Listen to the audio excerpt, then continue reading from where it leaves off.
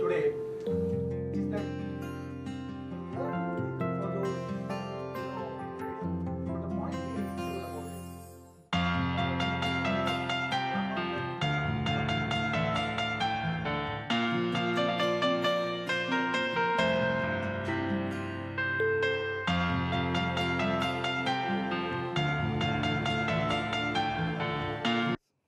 Today, if you were to look across the board at people who address cosmetic and aesthetic and skin aging issues, there is a consensus. The best way forward is what is called GRAS, the mnemonic.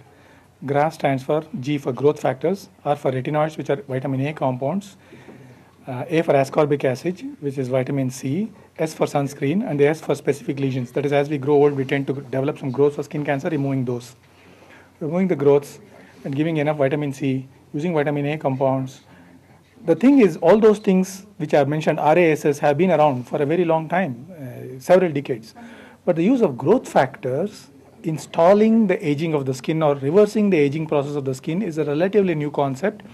It's probably not more than a decade old. And till recently, it was largely experimental in that all the scientific literature was only from the laboratory.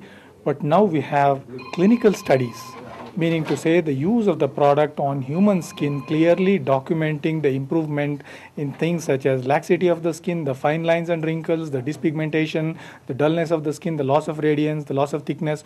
All these can be reversed. In other words, we are not talking about applying a cream and turning into a film star, but we are talking about products which do have a very sound basis for stopping and to an extent reversing the aging process. So if you are feeling young and strong and fit and healthy, there is no reason for you to have a hangdog look on your face. You can use products to keep your facial or body skin in tune with how strong you actually are or feel. There are people in their 60s and 70s who run marathons.